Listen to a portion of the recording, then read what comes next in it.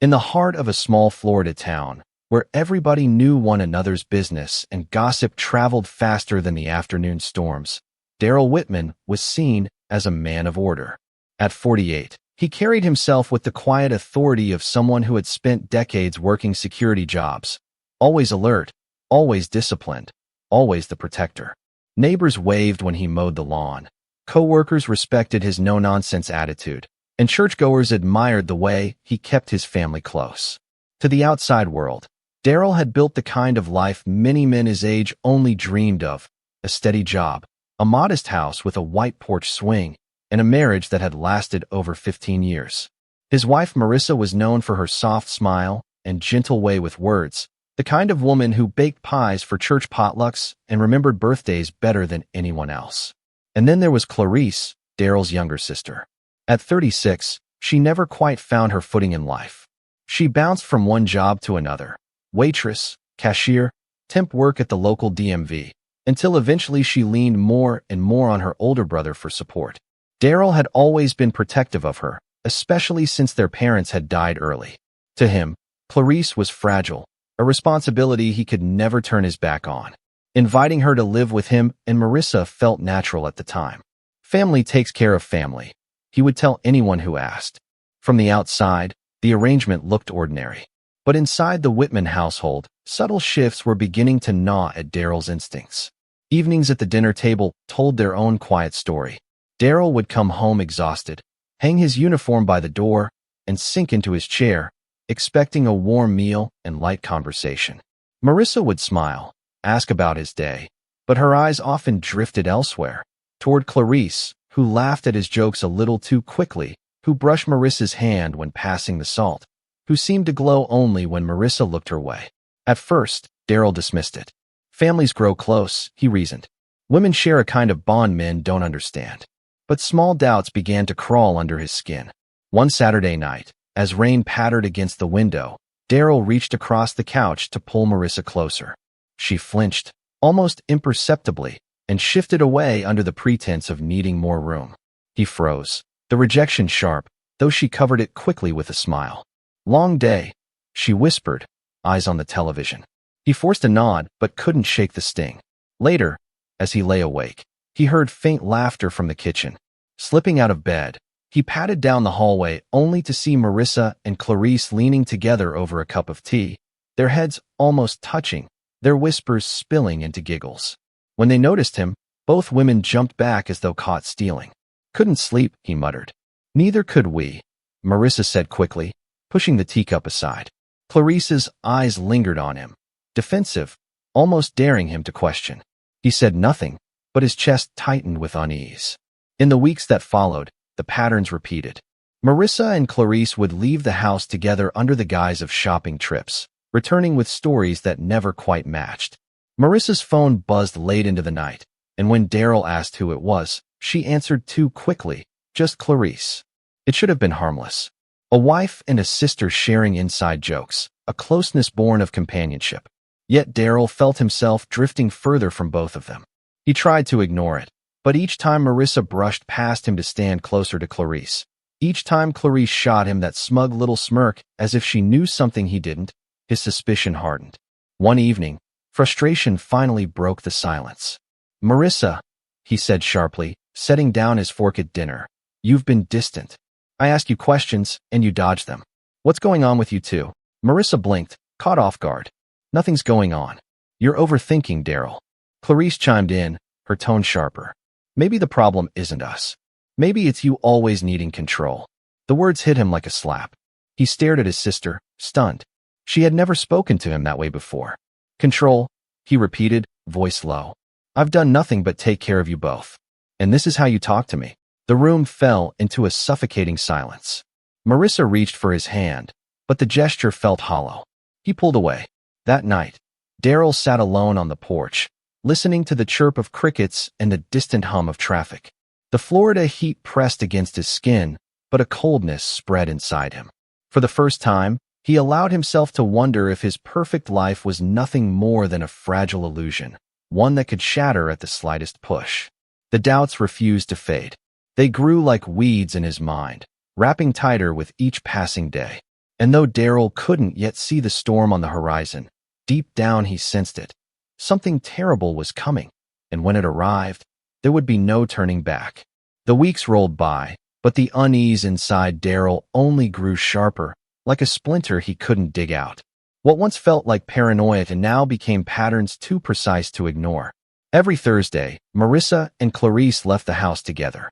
They claimed to be shopping for groceries or running errands. Yet when they came back, the grocery bags were half empty, filled with nothing but a carton of milk, a box of cereal, maybe a single loaf of bread. Their laughter as they entered the front door always stopped the moment they saw him. Long lines at the store, Marissa would say, breathless. Yeah, Clarice would add, flashing that sly grin. Took forever. Daryl wanted to believe them, but his gut twisted with disbelief. He'd been a security guard too long not to recognize when someone was hiding something. The glances, the half-truths, the quick excuses, it was all too familiar. One evening, he tried again to confront it.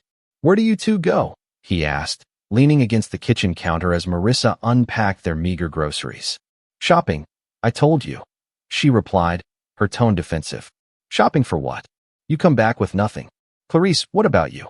Got an answer?" His sister shot him a look so sharp it nearly cut him. "Why do you care so much? You act like we can't breathe without your permission." The words stung deeper than he expected. Clarice had never dared speak to him that way when they were younger. He was the one who protected her, who paid her bills, who gave her a roof over her head.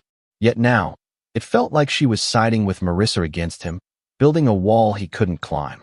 At night, the house was no longer a home but a stage of whispers. He would lie awake, staring at the ceiling, listening to hushed voices slipping through the thin walls. The sound of giggles, the rustle of footsteps, the soft closing of doors. Every noise set his teeth on edge. One night, he decided he couldn't take it anymore. He rose quietly, padding down the hallway. As he neared the living room, he froze. There, in the dim glow of a single lamp, Marissa and Clarice sat pressed close together on the couch, shoulders touching, their heads leaning in. Clarice's hand lingered over Marissa's knee, fingers stroking lightly as though it belonged there. The sight made Daryl's stomach churn. He stepped forward, his voice booming louder than he intended. "What's going on here?" Both women jerked upright. Marissa's face went pale. Clarice's jaw tightened. "Nothing," Marissa stammered, pulling her hand back. "Nothing." Daryl's voice cracked with disbelief. "You call that nothing?" Clarice stood, her eyes blazing. "You're imagining things. Always imagining things. Maybe the problem isn't us. Maybe it's you and your obsession with control." Daryl clenched his fists. "Control? I'm your brother, Clarice. I've done everything to take care of you. And this," he gestured at the couch, at the empty space between them. "This is how you repay me?" Marissa tried to soothe him, her voice trembling. "Daryl, please, it's not what you think." But her words only fed the fire burning in his chest. "Then tell me what it is. Look me in the eye and tell me the truth." Neither woman spoke. The silence was louder than any confession. From that moment, the tension inside the house became unbearable. Mealtimes were quiet, filled only with the scrape of forks and the clink of glasses. Clarice no longer bothered to hide her disdain. She rolled her eyes when Daryl spoke, whispered to Marissa as though he were invisible. Marissa grew colder, distant, her smile disappearing whenever Daryl entered the room. He began checking Marissa's phone whenever she left it unattended, but she grew wise, keeping it clutched tightly in her hand, even when she slept. He thought about following them on one of their errands, but a strange shame held him back. If his suspicions were true, could he even face the reality? And yet the signs kept piling up. One afternoon, Daryl came home earlier than expected and found Marissa's scarf tossed carelessly on Clarice's bed. His chest tightened, but when he asked, both women brushed it off. "She was just lending it to me," Clarice snapped. Marissa nodded quickly, her eyes darting away. It was a small thing, but to Daryl, it was the final straw. Late that night, sitting on the porch with a beer in his hand, Daryl stared out into the humid Florida darkness. The cicadas screamed from the trees, but inside him was only silence. He thought of his father, a stern man who once told him, "A man without trust in his own home is no man at all." Daryl felt that truth sinking in. His home no longer belonged to him. It had been invaded, not by strangers, but by the two people he trusted most.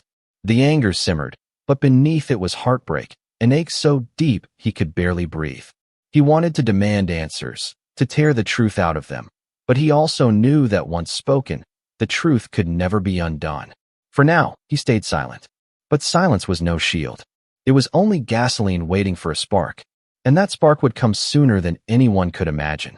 The Florida sun had just dipped beneath the horizon when Daryl decided he needed to get out of the house. The walls were closing in, the silence between him, Marissa, and Clarice heavy enough to suffocate. He told himself he was only running a simple errand. Pick up some groceries, maybe a pack of batteries. But deep down, he knew he was trying to escape the tension for just a few hours. The Walmart parking lot buzzed with the typical evening rush. Families pushed carts toward minivans, teenagers loitered near the entrance, and a warm, sticky breeze carried the faint smell of asphalt and fried food from a nearby stand. Daryl locked his truck, adjusted his belt where the holster pressed against his side, and walked into the bright, humming world of fluorescent lights and endless aisles. He moved on autopilot at first, his mind elsewhere. Passing rows of cereal boxes and paper towels, he replayed the last few weeks in his head. The late-night whispers, the scarf on Clarice's bed, the way Marissa's eyes no longer softened when they met his. He clenched his jaw, telling himself he had to stop obsessing. But obsession was the only thing keeping him upright. Turning down a quiet aisle at the back of the store, Daryl stopped cold. He heard it before he saw it. A muffled laugh, one he knew better than his own heartbeat. Marissa's laugh. And then another, lighter, younger. Clarice. The sound echoed off the shelves, carried like a secret meant for no one else. Daryl's chest tightened. Slowly, carefully, he pushed his cart forward, his eyes narrowing toward the shadows between the towering stacks of merchandise. And then, the sight that shattered him. Behind a row of clearance racks, half hidden from the store cameras, Marissa and Clarice stood locked in each other's arms. Their bodies pressed together, their lips colliding in a kiss so intimate, so shameless, that Daryl felt the ground tilt beneath him. For a heartbeat, he couldn't breathe. He couldn't even move. The world around him, hum of the lights, the buzz of the intercom, the squeak of carts, faded into nothing but that single image, burning itself into his skull. His wife, his sister, together. Rage surged through him, hot and blinding. It wasn't just betrayal. It was humiliation, a complete annihilation of everything he had built, everything he thought he knew. What the hell is this? His voice exploded down the aisle, raw and booming. The women jolted apart, like children caught stealing. Marissa's hand flew to her mouth, her eyes wide with terror. Clarice squared her shoulders, defiance flickering across her face even as fear trembled in her eyes. Daryl, Marissa started, but her voice cracked. Please, it's not. Not what I think, he roared, his voice shaking. You're kissing my sister. In the middle of a damn Walmart. Clarice stepped forward, her voice sharp, shaking but stubborn. You'll never understand, Daryl. We need each other. More than we ever needed you. Her words sliced through him like broken glass. The betrayal doubled. First from the woman he'd given his life to, then from the sister he'd sworn to protect. His hands trembled, and he felt the weight of the pistol at his hip, heavier than it had ever been. Marissa's eyes filled with tears. She reached out, her voice breaking. Daryl, please. Just listen. It's complicated, but it doesn't mean complicated. He cut her off, his voice echoing across the aisle. A mother pushing a cart nearby gasped, pulling her child away, their footsteps hurrying down the next row. A store associate froze at the end of the aisle, unsure whether to intervene or call for help. Daryl's breath came in ragged bursts. I gave you everything, Marissa. 15 years of my life. And you? He turned on Clarice, his voice dripping venom. And you? You were supposed to be my blood. My sister. And this is what you do. Clarice's chin quivered, but she didn't back down. You don't own us, Daryl. You never did. For a moment, the world spun. He saw flashes of every sacrifice he had made, late-night shifts, the bills he paid for Clarice, the meals Marissa cooked but no longer shared with warmth. All of it crumbled into dust at his feet. His hand twitched toward his hip. The steel of the gun was cool against his palm, a terrible comfort in the chaos. His mind screamed at him to stop, to walk away, but another voice, louder, darker, told him he had already lost everything. Marissa stepped closer, tears streaming. Please, Daryl, put it down. We can talk. We can fix this. Fix. His voice cracked into a jagged laugh. You think you can fix this? Clarice pushed Marissa behind her, her arms spread like a shield. If you're going to do it, then do it to me. Don't touch her. The aisle fell silent, except for Daryl's ragged breathing and the distant buzz of the intercom announcing a sale on produce. Shoppers at the far end of the aisle peeked, eyes wide, before retreating in panic. The murmur of alarms spread through the store, a low tide of fear ready to break. Daryl's vision blurred with tears and fury. The betrayal was too much, too sharp, too final. His finger hovered on the trigger.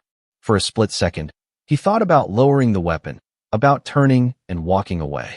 But the image of them together, the kiss, the intimacy, the smug defiance, flashed again in his mind, and something inside him snapped.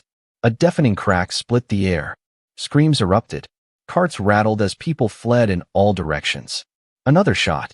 Marissa crumpled to the floor, Clarice collapsing beside her, their bodies tangled in the silence that followed.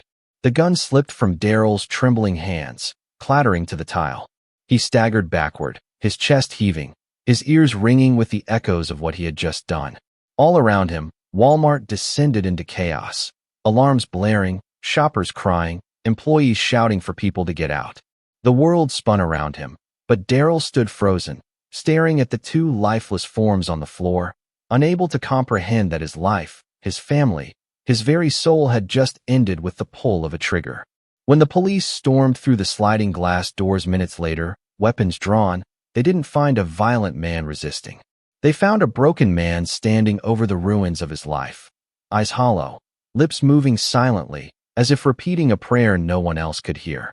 The echo of the gunshots still hung in the air like thunder long after the lightning had struck. For a few seconds, time itself seemed suspended. The blinding fluorescent lights flickered against the polished white floor, now spattered with dark pools that spread beneath the bodies of Marissa and Clarice. Their stillness screamed louder than the terrified crowd around them. Daryl stood rooted in place, chest heaving, the gun slipping from his fingers and clattering against the tile. The sound echoed like a final punctuation mark on a sentence he could never take back. His eyes refused to leave their bodies. Marissa's hair fanned across the floor, her hand half raised as if still reaching for him. Clarice lay twisted beside her, eyes frozen open, the defiance that had once lit them now gone forever. Then, like a dam bursting, the silence shattered. Screams tore through the aisle. Shoppers dropped their carts and ran in every direction. A mother pulled her child close, sprinting for the exit. An elderly man stumbled behind a shelf, covering his head. Employees shouted frantically, "Call 911. Get down. Get everyone out." The squeal of rubber saws on tile filled the air as panic surged like a tidal wave. Daryl heard none of it clearly. It was as though he were underwater, his ears ringing with the deafening echo of those two shots. His heart pounded so hard he could feel it in his throat. He looked down at his hands, trembling violently, as if they no longer belonged to him. What have I done?" he whispered, though his voice was swallowed by the chaos. He took a staggering step backward, his boots slipping on the polished floor. Around him, the once ordinary store, the place families came for milk and bread, had become a crime scene painted in horror. Two teenagers crouched at the far end of the aisle, eyes wide, their phones raised. They weren't just witnesses now. They were capturing everything. Daryl saw the glow of their screens and felt a chill race through him. This wasn't just his shame anymore. It was about to belong to the whole world. "Sir, put your hands up," a voice barked. For a split second, he thought the police had already arrived. But it was a store manager, his voice quivering, standing half-hidden behind a shopping cart. His hands shook as he gestured for Daryl to move away from the bodies. Daryl lifted his palms, showing empty hands, but he didn't step forward. His gaze remained locked on Marissa. In his mind, she was still breathing, still about to rise and tell him it wasn't true, that everything he saw was a mistake. But her chest stayed still, her lips parted in silence. Another scream pierced the air. Someone had slipped near the next aisle, trying to flee. The store's PA system blared an automated voice. Code red. All associates evacuate customers immediately. Code red. The chaos grew louder, closer, wrapping around Daryl until he felt it press against his skull. He pressed his palms to his temples, shaking his head. No, no, no. He remembered Marissa's last words. Please, Daryl, put it down. We can fix this.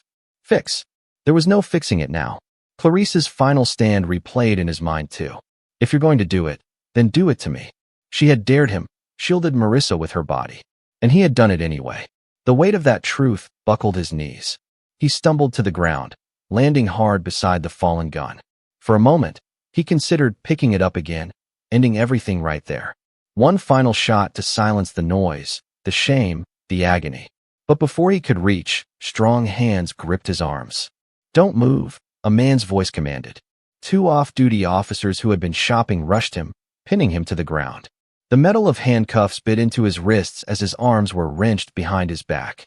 His cheek pressed against the cold tile, inches away from Clarice's lifeless hand. God forgive me, he muttered, tears streaming down his face, smearing against the floor. Customers crowded near the exits, peeking back with horror etched on their faces. Some sobbed into their phones, describing the scene to loved ones. Others live-streamed, broadcasting the carnage to strangers across the internet. The wail of approaching sirens cut through the night outside. Red and blue lights flashed across the wide Walmart windows, growing brighter by the second. Daryl was hauled to his feet, wrists bound tight, his body limp. He didn't resist. He couldn't. He stared blankly at the chaos around him, the toppled shelves, the scattered groceries, the faces of strangers twisted in fear. But mostly, he stared at them. Marissa and Clarice. Two women who had once been his world, now reduced to stillness on a supermarket floor. His throat closed. He wanted to scream, to undo what he had done, but his voice refused to come. As the police stormed inside, weapons drawn, the off-duty officers stepped aside, handing him over. Shouts filled the air, commands, reassurances, the crackle of radios. Medics rushed past with gurneys, but their pace slowed when they saw the bodies. Too late. Nothing left to save. Daryl caught snippets of words around him. Shooters in custody. 2 victims down, both females. Scene secure. Evacuate the store. He barely processed any of it. His mind was fixed in a loop, replaying those seconds before the trigger pulled. Marissa's pleading eyes. Clarice's daring shield. His own finger, squeezing anyway. They led him toward the exit, past rows of terrified shoppers huddled outside. Children clung to their parents, sobbing. Reporters already gathered, microphones thrust forward, cameras rolling. As Daryl stepped into the flood of flashing lights, his face gaunt, his eyes hollow, someone in the crowd shouted, "Monster!" Another voice cried, "How could you do that to your own family?" Daryl lowered his head, the words striking harder than any bullet. He wanted to tell them he wasn't always this man. He wanted to explain that once he had been a brother, a husband, a protector. But now he was nothing more than the man who destroyed his own blood in front of strangers. The squad car door slammed behind him, shutting out the chaos. Alone in the back seat, the reality finally crashed down with full weight. He pressed his cuffed hands together, whispering into the dark. I didn't just kill them. I killed myself. The sirens wailed as the car pulled away, leaving behind the Walmart bathed in police lights, a symbol of shattered trust, broken family, and a single moment of rage that could never be undone. The ride to the county jail was only 15 minutes, but for Daryl it stretched into eternity. Sirens wailed outside, yet inside the squad car, silence pressed against him like a coffin. The red and blue lights flashed across his face, painting him in alternating strokes of guilt and shame. His hands, cuffed tightly behind his back, throbbed, but the ache inside his chest drowned out everything else. He kept his eyes on the floor, afraid to look at the officer driving, afraid to see the reflection of what he had become. He could still smell Marissa's perfume in his mind, faint and floral, mixed with the metallic tang of blood. Clarice's last defiant words looped in his ears. If you're going to do it, then do it to me. At the jail, they marched him through heavy steel doors, down long corridors lined with gray cinder block. Officers processed him with mechanical efficiency, photographs, fingerprints, a strip search. The camera flash burned his hollow eyes into the system forever. When they locked him into a holding cell, the clang of the bars rang like a judge's gavel. He sat on the cold bench, head in his hands. For years he had seen criminals in these places. Men who stole, men who lied, men who killed. Now he was one of them. No, worse. He had killed his own. Outside the jail, the town of Clearwater was reeling. By midnight, the story was everywhere. Man kills wife and sister in Walmart. News vans parked outside the store, their antennas piercing the night sky. Reporters spoke in urgent tones about the shocking betrayal, the public violence, the ordinary man who snapped. Footage from bystanders' cell phones played on repeat. Daryl shouting, Marissa crying, Clarice standing like a shield. Millions watched, horrified, as the intimate tragedy of one family became national spectacle. Neighbors gathered on porches, shaking their heads. I never thought he'd do something like this, one woman whispered. He was always polite, always kind. Another muttered, there's no telling what goes on behind closed doors. At the local diner the next morning, the usual chatter about sports and weather was replaced with grim speculation. Some blamed Marissa and Clarice for betraying Daryl so cruelly. Others said betrayal never justified murder. But everyone agreed, the Whitman family, once admired, was gone forever. Meanwhile, in the jailhouse, Daryl struggled to hold himself together. A deputy slid a tray through the slot, rubbery eggs, cold toast, watery coffee. Daryl stared at it, stomach churning. He hadn't eaten since before the shooting, but hunger felt obscene. Another inmate across the hall called out, Hey, Walmart guy? Saw you on the news. You're famous now. Laughter echoed through the corridor. Daryl closed his eyes, wishing he could disappear. Fame was the last thing he wanted. Hours blurred. He thought of Marissa's laugh, the way she used to squeeze his hand at church. He thought of Clarice as a little girl, clinging to him after their parents died, her trust in him absolute. He had promised to protect her. Now, he had destroyed her. Tears rolled down his cheeks, silent, unstoppable. He pressed his fists against his eyes until darkness swam, but no amount of pressure could block the memories. The community's grief only deepened as details surfaced. Detectives pieced together witness statements, surveillance footage, timelines. The media spun it into a narrative of forbidden love, betrayal, and rage. Commentators debated on talk shows. Was this premeditated murder or a crime of passion? In church that Sunday, the pastor spoke in somber tones. We must remember, sin breeds in secrecy. When the truth comes out, it can destroy not only lives, but entire families.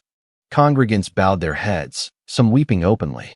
For the Whitmans' distant relatives, the double loss was unbearable. 2 funerals had to be planned, 2 coffins lowered into the same soil, a husband-brother turned executioner absent from the graveside because he sat in a cell. Late that night, Daryl received a visitor. It was Detective Harris, the lead investigator. A man with tired eyes and a voice worn by years of listening to lies and confessions. He pulled up a chair outside the bars. Daryl, he began quietly. You want to tell me why? Daryl lifted his head, his voice cracked and hollow. Because I couldn't stand it. I walked in and saw my whole life crumbling in front of me. I lost it. I lost everything. The detective studied him for a long moment. You had choices. You could have walked away. I know. Daryl's voice broke. God help me, I know. Silence filled the cell block. Harris finally stood, his chair scraping against the floor. The jury's going to hear that. Whether they see it as weakness or wickedness, that's not for me to decide. When the detective left, Daryl sagged against the wall. His confession had offered no relief, no redemption. Only the truth, heavy as chains. By dawn, the story had already taken on a life of its own.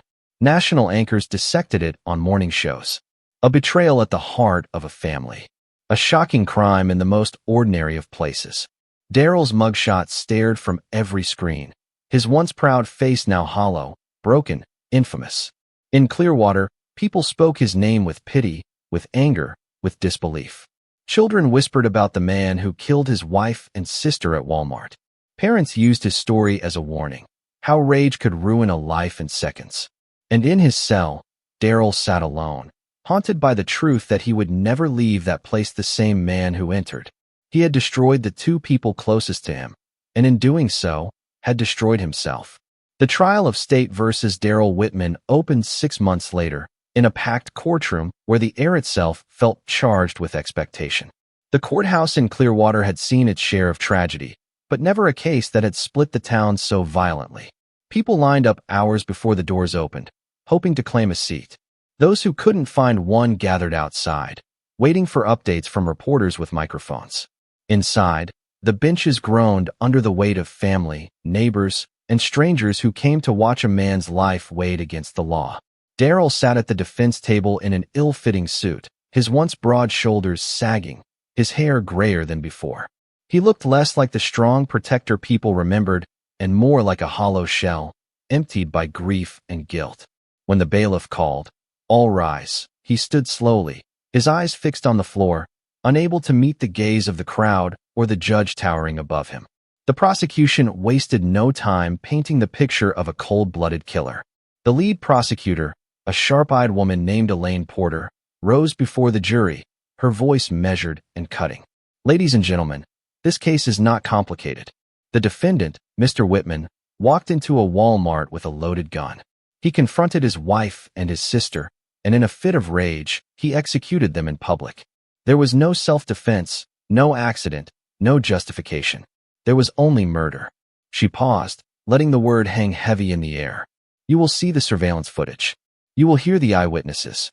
And when you do, you will understand that justice demands one outcome: guilty." The defense attorney, Mark Tully, rose with slower, softer words. He was a graying man with a worn suit, but his eyes carried a quiet intensity. "My client is guilty of pulling that trigger. That cannot be denied. But this trial is not about whether he shot them. It is about why. Daryl Whitman is not a monster. He is a man who dedicated his life to his family, who provided for his wife, who protected his sister.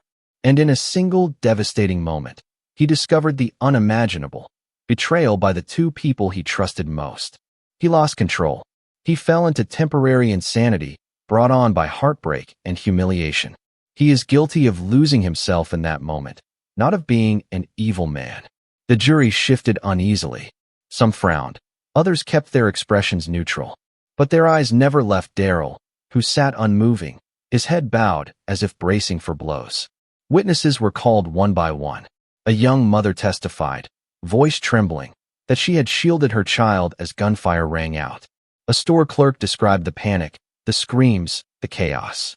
Their words painted vivid images of terror, of innocent shoppers caught in the storm of one man's rage. Then came the surveillance footage. The courtroom fell silent as the screen flickered to life, showing Daryl's figure storming down the aisle, his voice raised, his gun drawn. Marissa's desperate pleas could be heard faintly through the recording.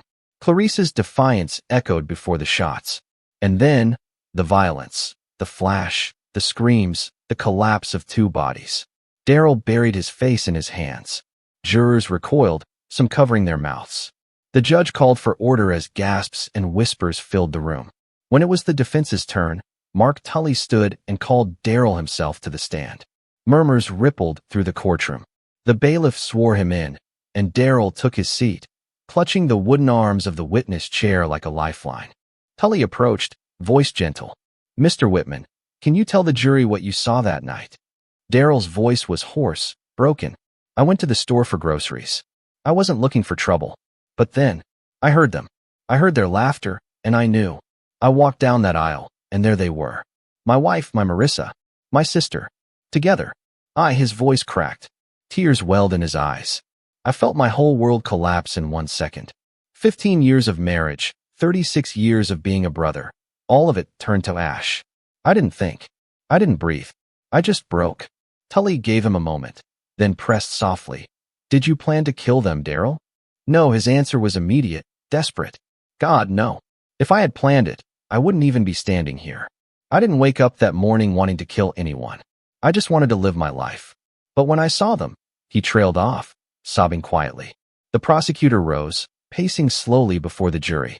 "Mr. Whitman," she said coldly, "you carried a loaded gun that night, didn't you?" "Yes," he admitted. "You always carried that gun." "Yes. For work. For protection. But you used it. Not against a stranger. Not against a criminal. Against your wife and your sister. Isn't that right?" Daryl's shoulders slumped. "Yes." Elaine Porter's voice sharpened. "So you had a choice. You could have walked away. You could have called for help. Instead, you pulled the trigger, twice. You didn't just lose control, Mr. Whitman. You made a choice. And that choice cost 2 women their lives. The words cut like blades. Darryl stared at his cuffed hands, silent tears streaking down his face. The courtroom buzzed with tension. Some jurors looked at him with pity, others with disgust. Reporters scribbled furiously, capturing every crack in his voice, every tear, every damning admission. When closing arguments came, the prosecution thundered that betrayal could never excuse murder, that society could not condone killing as a response to heartbreak. The defense pleaded that Darryl had been pushed past human limits, that no one could truly understand the devastation he faced in that moment. As the jury filed out to deliberate, the courtroom exhaled at once, as though holding its breath for hours. Darryl was led back to his cell to wait, his heart pounding with dread. He prayed for mercy, though he knew in his bones that mercy rarely came to men who turned supermarkets into graves. When the verdict returned, the jurors' faces were grave, eyes heavy with the burden of judgment. Darryl stood slowly, trembling, as the foreperson rose. The words echoed in his ears, sealing his fate. We, the jury, find the defendant guilty of murder in the 1st degree. The gavel fell, and Darryl's knees nearly buckled. He was no longer just a man betrayed. He was a murderer, condemned by 12 of his peers, destined to spend the rest of his life behind bars. In the gallery, some wept for the 2 women lost. Others whispered prayers for the man destroyed by his own rage. And as Darryl was led away, shackles clinking, he thought only of the truth he had spoken on the stand. He hadn't just killed them. He had killed himself. The courtroom sat in absolute silence as the word guilty echoed through the chamber. For a heartbeat, no one moved, as if even the walls needed time to absorb the gravity of the verdict. Then the shuffle of papers, the quiet sobs from the gallery, and the heavy exhale of the judge brought the moment back to life. Darryl's head dropped. His hands, bound in front of him, trembled as though the strength had drained from his body. He had expected it, perhaps even welcomed it, but hearing it aloud sealed his fate in a way nothing else could. Judge Morrison, a stern man with decades on the bench, leaned forward. His voice was grave, each word deliberate. Mr. Whitman, you have been found guilty of 2 counts of 1st-degree murder. Before I pass sentence, you have the right to speak. Do you have anything you wish to say? All eyes turned to Darryl. The courtroom, filled with reporters, neighbors, and distant relatives, waited. For a moment, he couldn't speak. His throat burned, his lips dry. Then slowly, he rose, clutching the wooden table for balance. His voice cracked as he began. I know nothing I say will bring Marissa and Clarice back. Nothing will heal the pain I've caused, or erase the horror of what I did. I stand here as a man broken, ashamed, and guilty. He paused, tears streaming unchecked. I love them both in my own way. Marissa was my wife, the woman I believed would walk beside me until my last breath. Clarice was my sister, the little girl I swore I would always protect. And in one night, in one moment of rage, I destroyed them and myself. Gasps and muffled sobs rippled through the gallery. A woman in the 2nd row buried her face in her hands. Even a few jurors shifted uncomfortably, shaken by the rawness of his words. I don't ask for forgiveness, Darryl continued.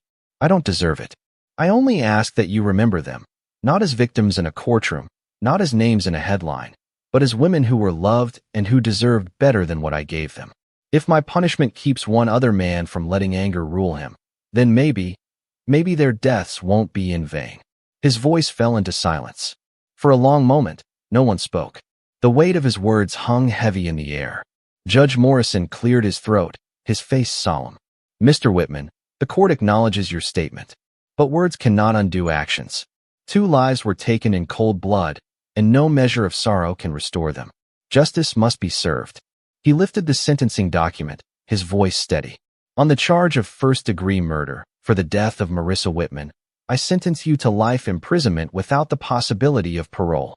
On the charge of 1st-degree murder, for the death of Clarice Whitman, I likewise sentence you to life imprisonment without the possibility of parole. These sentences will run consecutively. A gasp filled the room. Consecutive sentences meant there would never be a chance, however small, for Darryl to see freedom again. The judge's gavel struck once, sharp and final. This court is adjourned. The courtroom erupted into noise. Reporters rushing to file their stories, spectators whispering fiercely, officers stepping forward to escort Daryl away. Chains clinked as they secured his wrists and ankles. As he was led past the gallery, he caught sight of a few familiar faces. Neighbors who once waved at him on sunny mornings, now staring with pity or disgust. Some couldn't look at him at all. Others whispered, "That's him, the Walmart killer." Outside the courthouse, cameras flashed like lightning. Reporters shouted questions, their voices colliding in a storm of sound. "Do you regret it, Daryl? What do you say to the families? Was it worth it?" He kept his head down, his lips pressed into a thin line. There were no answers left to give. When the transport van's doors slammed shut behind him, Daryl closed his eyes. The roar of the crowd outside faded, replaced by the quiet hum of the engine. He thought of Marissa's laughter, of Clarice's childhood smile, of the life that might have been if he had only walked away. Now, the rest of his days would be measured not in years of freedom, but in the endless repetition of regret. A man once known as protector would die remembered only as destroyer. And for Daryl Whitman, that was the heaviest sentence of all.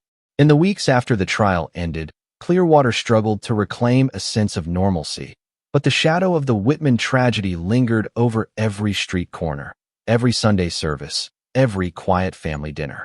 The story had etched itself into the town's collective memory, an open wound that healed too slowly, leaving scars no one could ignore. The funerals for Marissa and Clarice were held together, two caskets lowered side by side into the soft Florida earth. Friends and distant relatives stood under a blazing sun, clutching tissues and fanning their faces with church bulletins. Some wept openly, mourning two women taken too soon. Others whispered, still divided over what had happened. Were they victims of a man's uncontrollable rage, or players in a betrayal that pushed him beyond reason? No answer brought comfort. The only truth everyone could agree on was this: two lives were gone, and nothing could bring them back. Inside the church before the burial, photographs of Marissa and Clarice lined the altar. One showed Marissa laughing at a cookout, holding a plate piled high with barbecue. Another captured Clarice as a teenager, perched on her brother's shoulders, grinning ear to ear. Daryl was absent, locked away, his name never spoken during the eulogies. Yet his presence haunted the room. Every memory shared, every hymn sung, carried the unspoken question: how had love twisted so violently into destruction? For the children in town, the case became a cautionary tale whispered on playgrounds. Parents invoked it at the dinner table.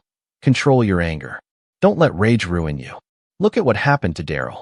For adults, it became a story of secrets and the dangers of silence. People talked about the hidden lives families lead, the unspoken truths that fester until they erupt. Reporters eventually packed up their cameras, but the damage remained.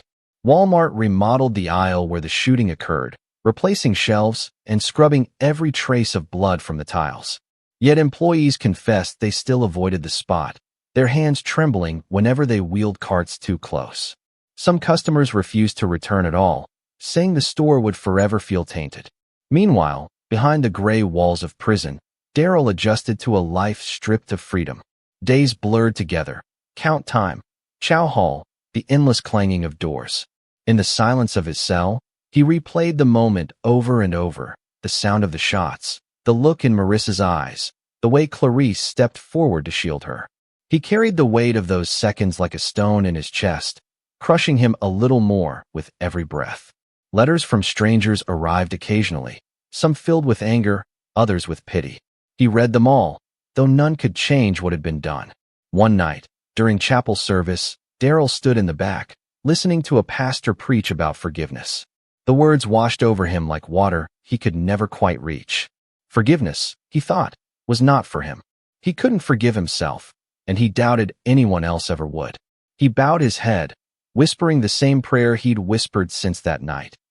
God, take this pain from me. Let their souls rest, even if mine never will. Back in Clearwater, life staggered forward. The diner reopened. The church bells kept ringing. The gossip eventually shifted to new scandals. But the Whitman story lived on, woven into the fabric of the town. People spoke of it when newcomers arrived, pointing at the Walmart with solemn expressions. That's where it happened, they'd say, lowering their voices. For the families who lost Marissa and Clarice, grief remained sharp. Birthdays passed without candles. Holidays arrived with empty chairs at the table. Their absence was a wound that would never fully heal. Some relatives cursed Daryl's name, others prayed for his soul, but none could forget. And for the rest of the town, the lesson echoed clearly. Anger, once unleashed, could destroy not only lives but legacies. It wasn't just about betrayal or secrets, it was about choice. Daryl had a choice in that aisle, and he chose the path that ended everything. Years later, when people retold the story, they didn't focus on the sensational details the media had loved so much. They spoke of the warning signs ignored, the silence that grew too loud, the family that collapsed under secrets and shame. In the end, the Whitman tragedy became more than a headline. It became a mirror, a reminder that beneath every quiet house, every smiling family photo, there may lie fractures invisible to the eye, and that sometimes the difference between a home and a crime scene is nothing more than one moment, one decision, one pull of a trigger.